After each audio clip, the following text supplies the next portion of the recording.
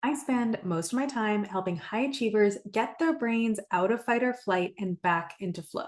And the hardest part about doing this is that your brain often clings to fight or flight, even though it's painful, because it's afraid that if you're less stressed, less anxious, less self critical, less vigilant, you might feel better, but your performance will be worse.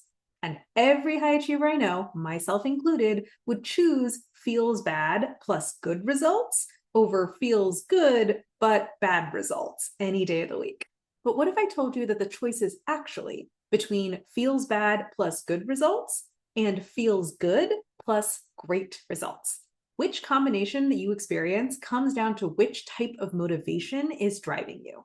There's type 1 motivation, negative identity, aka I'm not who I want to be, and I'm running away from that as fast as possible. And then there's type 2 motivation, positive identity, aka I am who I want to be, and I'm simply expressing that in this situation.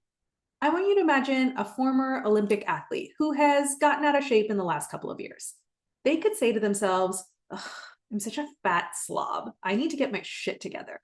That would be type 1 motivation, negative identity, aka saying to yourself, I'm not who I want to be, and I'm running away from that as fast as I can.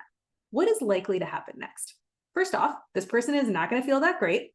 They'll probably feel stressed or ashamed or anxious or depressed. And from that feeling, they will probably generate an all or nothing plan. They could go on the nothing side of all or nothing and say, I'm too far gone. There's no point in even trying. Or they could go on the all side of all or nothing and say, I'm going to overhaul everything today. No more takeout, no more carbs, intermittent fasting, 1 meal a day, 2 hour workouts, let's go. And that plan will deliver meh results.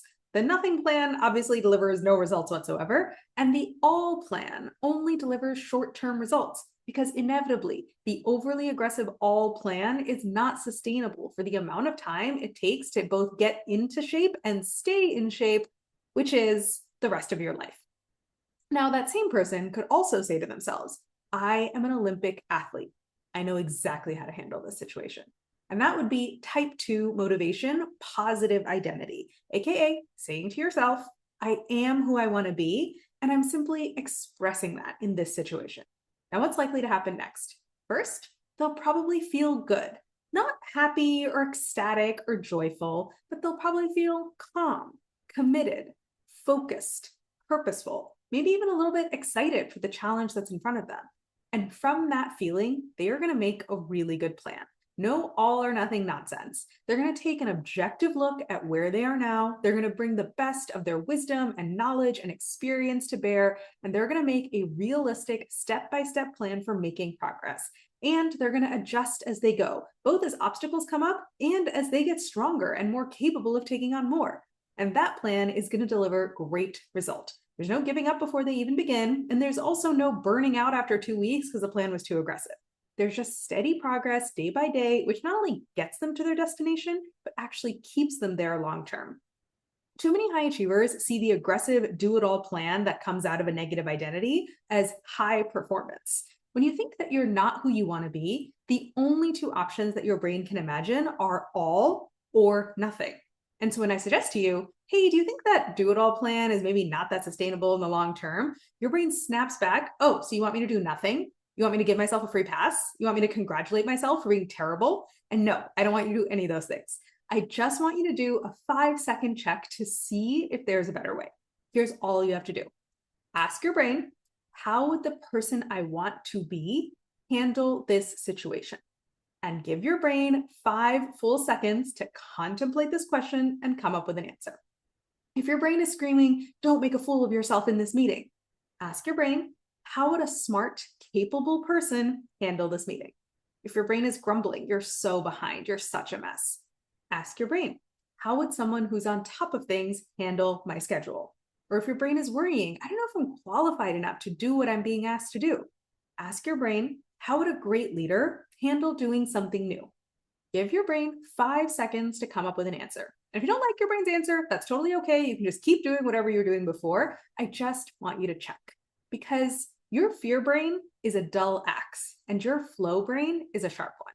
And the reason I am so passionate about getting high achievers out of fight or flight and back into flow is because I don't want you to spend 10 times as much time and 50 times as much energy hacking your way towards your goals with a dull axe when you could invest a little bit of time up front, swap out your dull axe for a sharp one, and get to where you want to be in a fraction of the time and have a hell of a lot more fun along the way. Switching over from your fear brain to your flow brain is a skill that you can learn, practice, and master.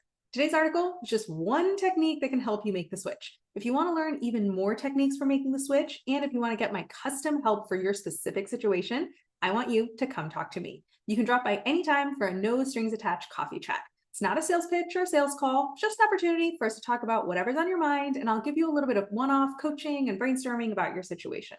The link to book a free coffee chat is above. Or you can also book a consult call and we can map out what a full coaching engagement might look like.